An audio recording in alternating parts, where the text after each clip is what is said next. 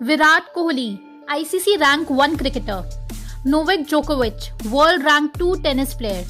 Lewis Hamilton, world rank 1 F1 racer. Lionel Messi, 6 times Ballon d'Or winner. Arnold Schwarzenegger, 7 times Mr. Olympia. Top UFC fighter Nate Diaz.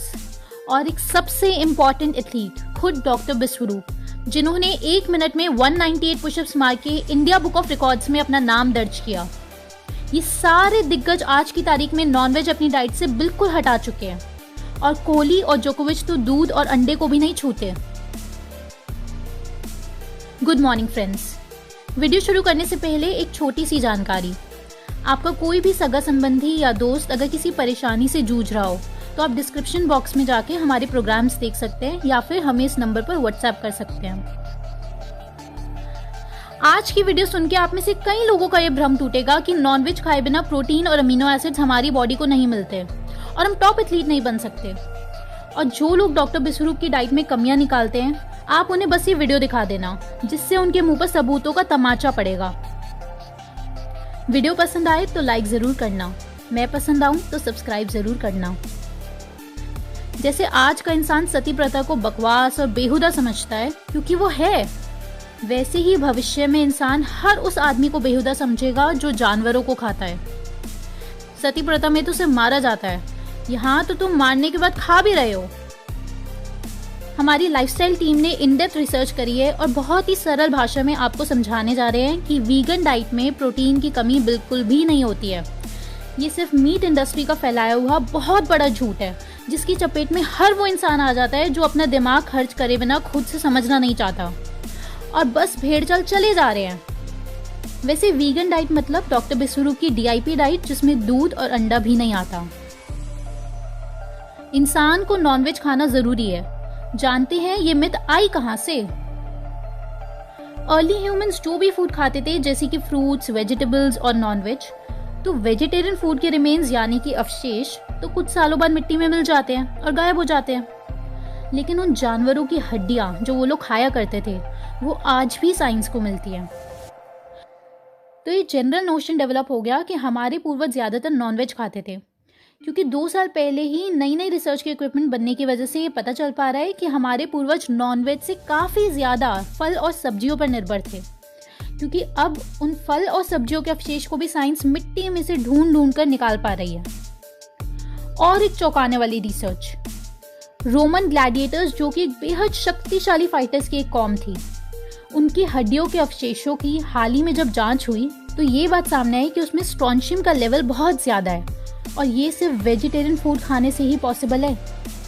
और ये खबर सुनकर सब आश्चर्यचकित हो गए कि उस जमाने की सबसे ताकतवर सेना भी नॉनवेज से दूर रहती थी। और फिर क्या था, इसके बाद रिसर्च की झड़ी लग गई, जिसकी वजह से हर दिन साबित हो रहा है कि जो नॉनवेज खाता है उसको colon cancer, prostate cancer, diabetes, blood pressure, heart attack, ये सब बीमारियां होने के चांसेस बहुत बहुत बहुत ज़्यादा है। और ये बात जग जाहिर है, इंटरनेट पर हजारों रिसर्च आर्टिकल्स आपको मिल जाएंगे। नॉनवेज नहीं खाए तो प्रोटीन हमें कैसे पूरा करना है, ये बात बताने से पहले मैं आपको एक ऐसी केस स्टडी बताने जा रही हूँ जिसे सुन के आपका दिल धड़कना भूल जाएगा। आज की तारीख में आप सबको पता है कि स्मोकिंग का कोई बेनिफिट नहीं है और सिर्फ नुकसान ही नुकसान है। लेकिन क्या आपको ये पता है कि 1960s तक स्मोकिंग को सेहत के लिए जरूरी माना जाता था। बड़े बड़े एथलीट्स के टीवी पर एड्स आते थे कि हम इसलिए इतने बड़े एथलीट हैं क्योंकि हम हर मैच के बाद कैमल सिगरेट पीते हैं। और यहाँ तक कि उन टीवी एड्स में ये लाइन यूज होती थी कि सारे डॉक्टर्स की सबसे फेवरेट सिगरेट है कैमल सिगरेट, और कैमल एक ब्रांड का नाम है। सिगरेट मैन्युफैक्चरिंग कंपनीज खुद ही से रिसर्च करवा के न्यूज़पेपर्स में प्रिंट करवाते थे कि सिगरेट का कोई साइड इफेक्ट नहीं है। और सिगरेट इतनी कॉमन चीज हो चुकी थी जैसे आज नॉनवेज है। तो अब ये भांडा कैसे फूटा? एथलीट्स की और बहुत सारे लोग जो सिगरेट्स पीते थे, उनको लंग रिलेटेड डिजीजेस होने लगे और लंग कैंसर होने लगा। उसके बाद मेडिकल कम्युनिटी की नींद टूटी और कुछ ही रिसर्च के बाद सच सामने आ गया और स्पोर्ट्स एडवर्टीजमेंट में सिगरेट बैन कर दी गई। सिगरेट्स के पैकेट पर वार्निंग आने लग गई और अब तो जग जाहिर ही है कि कोई भी माँ बाप नहीं चाहता कि उसका बच्चा सिगरेट पिए। और सिगरेट की इंडस्ट्री हो गई डाउन और उसकी जगह एक दूसरी इंडस्ट्री ने ले ली। सही सोचा आपने, मीट इंडस्ट्री। 1960 के बाद से मीट को यूएसए में इस तरह मार्केट किया गया कि हर इंसान ब्रेन वॉश हो चुका था। सुबह जो इंसान अपना कुत्ता, जो कि एक जानवर है, उसे घुमा के लाता है, शाम को अपने बच्चों के साथ डिनर में एक दूसरा जानवर खाता है और खुद को जानवर प्रेमी भी कहता है। कुत्ते को तो तुम बेबी बोलो और बकरे को तुम खा जाओ। ये कैसा जानवर प्रेम है तुम्हारा? जिस गौवा का ये अंग्रेज लोग दूध पीते हैं और हर डाइट तो इनकी चीज से बनती है, उसी को खा भी जाते हैं। ये इनके दिमाग की बेहोशी की स्थिति है। अब मीट मार्केटिंग की स्ट्रैटेजी देखो। इन्होंने ये भ्रम फैलाया कि वेजिटेरियन फूड खा के आप कमजोर हो जाओगे और सिर्फ नॉनवेज खा के आप में मर्दों वाली शक्ति आएगी।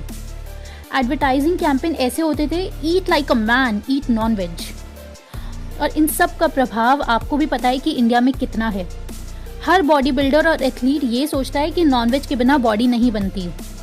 अब इससे ज्यादा मैं और क्या बोलूं। दुनिया शायद भूल गई कि मार्केटिंग और रियलिटी में डिफरेंस होता है। अब आप ये देखिए, रेमंड द कंप्लीट मैन। अब ऐसा थोड़ी है कि जो रेमंड नहीं पहनता वो आधा मैन हो गया। ये तो सिर्फ मार्केटिंग स्ट्रैटेजीज होती है जिसका लोग फर्क करना ही भूल गए। एफडीए की डेली वैल्यू रिक्वायरमेंट्स के हिसाब से एक इंसान को अपनी कैलोरीज का 10 से 20% प्रोटीन से लेना होता है। या फिर आप ऐसे समझिए कि अगर आपका वजन है 60 kg तो आपको एक दिन में लगभग 50 से 60 ग्राम प्रोटीन खाना है। फीमेल्स की प्रोटीन रिक्वायरमेंट थोड़ी कम होती है। जैसे कि 60 kg की फीमेल है तो उसे 40 से 50 ग्राम प्रोटीन खाना है। अब बात करते हैं एथलीट्स की। अलग अलग स्पोर्ट्स में अलग अलग प्रोटीन रिक्वायरमेंट्स है, बट इन जनरल एक एलीट एथलीट को अपने बॉडी वेट का डबल प्रोटीन इन ग्राम्स खाना होता है। यानी कि 60 kg वाले एथलीट को 120 ग्राम प्रोटीन लेना होता है। आर्नोल्ड जब अपने करियर के पीक पे थे तो वो रोज 244 ग्राम प्रोटीन भी खाते थे। तो इसलिए प्रोटीन की रिक्वायरमेंट्स बहुत ज़्यादा प्रोफेशन डिपेंडेंट है, कहाँ 60 ग्राम और कहाँ 244 ग्राम। बस आपको एक बात का ध्यान रखना है कि आप प्रोटीन खाते हैं तो सफिशिएंट वाटर इनटेक करना ज़रूरी है। सोयाबीन 50% प्रोटीन, मूंगफली 26% प्रोटीन, राजमा 24% प्रोटीन। अब दूसरी साइड देखो, अंडा 13% प्रोटीन, बीफ 26%, मिल्क 3.5% प्रोटीन। ये तो छोटा सा कंपैरिजन है। अब आप और देखो, चना 19% प्रोटीन, बादाम 21%, अखरोट 15%, अरहर दाल 22%, अलसी के बीज 18%, एक रोटी में 3 से 4 ग्राम प्रोटीन, चिया सीड्स 17% और स्प्राउट्स, इसके बारे में आप सबको पता है, इसमें भी भर भर के प्रोटीन होता है। यूएसए तक इस चीज को मान चुका है। वीगन्स की संख्या यूएसए में 2014 में 1% से बढ़ के 6% हो चुकी है। तो अगर आप डीआईपी डाइट में ये सब खा रहे हैं तो आपकी protein requirement complete. Meat industry के द्वारा फैलाया गया दूसरा झूठ, जो कि सब लोग सच मान लेते हैं, कि एनिमल प्रोटीन लीन प्रोटीन का सोर्स होता है एक्सेप्ट रेड मीट, और ये बायो अवेलेबिलिटी का कॉन्सेप्ट गाने लग जाते हैं। असल में उनको ये समझना चाहिए और खुद से पढ़ना और रिसर्च करना चाहिए। और रिसर्च का मतलब प्रॉपर रिसर्च, ये नहीं कि हेडलाइन पढ़ लो और बोलो कि नॉनवेज खाओ, लीन प्रोटीन है, एग वाइट्स खाओ। चलो नॉनवेज प्रोटीन का पूरा पैकेज देखते हैं। एनिमल प्रोडक्ट्स में प्रोटीन के साथ साथ हमारे शरीर में इन्फ्लेमेटरी मॉलिक्यूल्स जैसे कि Neu 5GC, endotoxins, heme iron और माइक्रोबायोम, यानी कि जो बैक्टीरिया हमारे गट में होते हैं, उसको असंतुलित करते हैं। दूसरी तरफ देखिए प्लांट बेस्ड डाइट। इसमें प्रोटीन के साथ आपको मिलेंगे एंटीऑक्सीडेंट्स, विटामिन्स एंड मिनरल्स, और ये डाइट माइक्रोबायोम को ऑप्टिमाइज करती है और साथ ही ब्लड फ्लो को भी। एक तरफ नॉनवेज यानी कि आरआईपी डाइट लेके आपकी इन्फ्लेमेशन बढ़ेगी और डीआईपी डाइट लेके आपकी इन्फ्लेमेशन घटेगी। आरआईपी डाइट में एंटीऑक्सीडेंट्स ना के बराबर हैं और वहीं डीआईपी डाइट में 6400% ज़्यादा एंटीऑक्सीडेंट्स हैं। और एंटीऑक्सीडेंट्स इतनी ज़्यादा इंपॉर्टेंट चीज़ होती है एक हेल्दी लाइफ के लिए, आप खुद एक बार पढ़ के देखिए। अब आप ये आर्टरीज का डायग्राम देखिए। जो इंसान डीआईपी डाइट लेता है उसकी आर्टरी ऐसी दिखती है और जो आरआईपी डाइट लेता है उसकी आर्टरी ऐसी दिखती है। और आरआईपी डाइट इसलिए बोल रही हूँ क्योंकि पहले तो तुम जानवरों को मारो, फिर राक्षसों की तरह उन्हें खाओ और फिर अपने को हार्ट अटैक करवाओ, एंडोथेलियम को स्टिकी बनाओ, कोलेस्ट्रॉल, बीपी सब गड़बड़ करवाओ और फिर उसके बाद खुद आरआईपी हो जाओ। National centre for biotechnology information, उसका एक छोटा सा जर्नल है 21 पेजेस का, आप ज़रूर पढ़िएगा, लिंक मैंने डिस्क्रिप्शन में दे रखा है। नॉन वेजिटेरियंस को diabetes, blood pressure, obesity, serum total cholesterol, LDL-C triglycerides, prostate cancer, coronary arterial disease, ये सब होने के चांसेस बहुत ज़्यादा होते हैं। और ऐसी हज़ारों रिसर्च है इंटरनेट पे। Nipah virus, swine flu, bird flu, SARS, MERS, corona virus और बहुत सारे वायरसेस, ये सब ओरिजिनेट होते हैं जानवरों से। हमारी टीम ने करीब 100 नॉनवेज ईटर्स का ऑनलाइन सर्वे किया कि वो क्यों नॉनवेज खाते हैं। बहुत ही मज़ेदार रिस्पॉन्सेज मिले हैं, ये सेक्शन पूरा ज़रूर सुनना। पहला लॉजिक कि हम तो सिर्फ बकरा और मुर्गा खाते हैं, चाइनीज़ लोग तो पता नहीं क्या क्या खाते हैं, चमगादड़, कुत्ते, बिल्ली। भाई जीव हत्या जीव हत्या है। बस आपके कल्चर में मुर्गा खाना अच्छा है, उनके कल्चर में चमगादड़ खाना अच्छा है। दूसरा लॉजिक कि भाई डोले बनाने हैं ना तो नॉनवेज खाना जरूरी है। UFC fighter Nate Diaz, world strongest man Patrick Baboumian, NFL जो कि अमेरिका की रग्बी लीग है, उसमें एक टीम टाइटंस जो पूरी वीगन है, विराट कोहली, लायनल मेसी, और लिस्ट तो खत्म ही नहीं होगी। ओलंपिक्स में अमेरिका का वेटलिफ्टर केंड्रिक फैरिस, ये सब लोग वीगन हैं। पहली बात तो वीगन फूड से आपको पूरा प्रोटीन मिल जाता है, और दूसरी बात आप में चेतना नाम की कोई चीज है कि नहीं। मान लो आपको 18 का डोला 16 का हो जाएगा, तो क्या आप इस 2 इंच के लिए जानवरों को मार के खाने लग जाओगे? कल को अगर पूरी दुनिया भी कहे ना कि नॉनवेज बेटर है, आपका प्रधानमंत्री भी कहने लग जाए, लेकिन फिर भी इंसान को अपनी चेतना का इस्तेमाल करना चाहिए, ना कि दूसरों की बातों में आ जाना चाहिए। पुराने समय में कुछ मजबूरियों के कारण नॉनवेज खाना पड़ जाता था, लेकिन अब तो इतनी एडवांस टेक्नोलॉजी है, कभी मुर्गे को खुद अपने हाथों से काटना, तब शायद उनका दर्द समझ आ जाएगा। चौथा लॉजिक कि नॉनवेज नहीं खाना ना तो दवाइयाँ भी मत खाओ, क्योंकि वो भी जानवरों पर टेस्टिंग होके ही बनती है, और फिर तो दही भी मत खाओ। जी बिल्कुल, हम भी आपको यही कह रहे हैं कि दवाइयाँ और डेयरी से दूर रहो। नेक्स्ट मजेदार लॉजिक ये कि हम नॉनवेज नहीं खाएंगे तो मुर्गों और बकरियों की आबादी बहुत बढ़ जाएगी। मेरे समाज सुधारकों, पृथ्वी तुम्हें दहेज में मिली है। पृथ्वी में हर जीव जंतु की उतनी ही हिस्सेदारी है जितनी इंसानों की है। अब आप ये फैक्ट सुनो। Meat, dairy, egg, fish farming, इसमें वर्ल्ड के टोटल फार्मलैंड का 83% लैंड यूज हो जाता है। 75% दुनिया का एग्रीकल्चरल लैंड लाइवस्टॉक प्रोडक्शन में यूज हो जाता है। Livestock farming biggest source of habitat destruction है।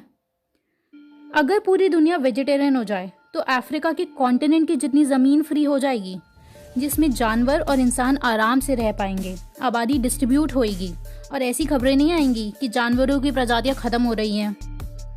जानवरों को बचाने का सबसे बढ़िया तरीका है कि उसे मुंह में ना डालो।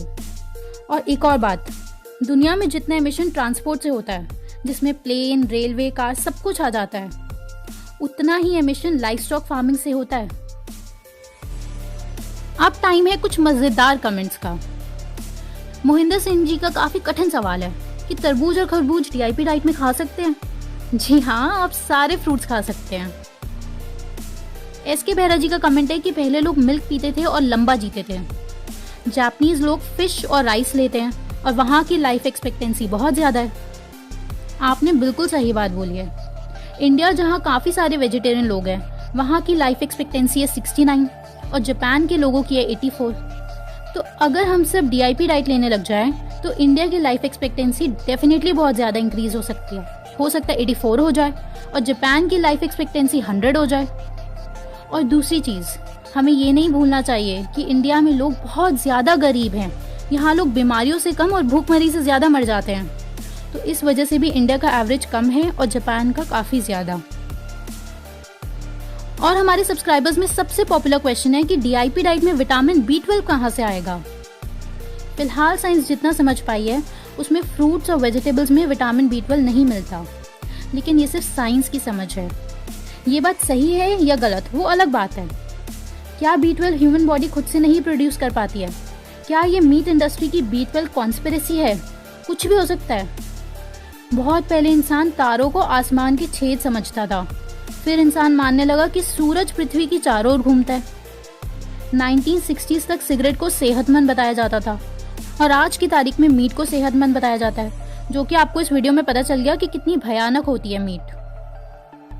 साइंस बस ट्रेंडिंग यानी कि लोकप्रिय है, जरूरी नहीं है कि सच हो। साइंस तो ये भी कहती है कि पूजा करके कुछ नहीं मिलेगा, तो अब आप राम नाम जपना छोड़ देंगे? इसके ऊपर अभी इंसान को और बहुत जानकारी चाहिए। B12 बनता है बैक्टीरिया से और ये बैक्टीरिया मौजूद होते हैं मिट्टी में, और ये मिट्टी के कण चिपके होते हैं फल और सब्जियों में। पेस्टिसाइड्स, इंसेक्टिसाइड्स और क्लोरीन की वजह से ये बैक्टीरिया से बना हुआ B12 आपके शरीर में नहीं पहुंचता, जो कि पुराने ज़माने के लोगों के शरीर में पहुंच जाता था। तो फिलहाल डॉक्टर विश्वरूप इस पे और क्लैरिटी देंगे, तभी उनके व्यूज़ हम आपको बता पाएंगे, और इसके भी पूरे चांसेस हैं कि ये कॉन्स्पिरेसी हो। आज के लिए इतना ही। विश्वरूप सर को सपोर्ट करते रहें और ये नॉलेज अपने परिवार वालों और दोस्तों को ज़रूर शेयर कीजिए। जल्द मिलते हैं अगली वीडियो में, तब तक के लिए आप इन वीडियोस का लुत्फ़ उठाएं।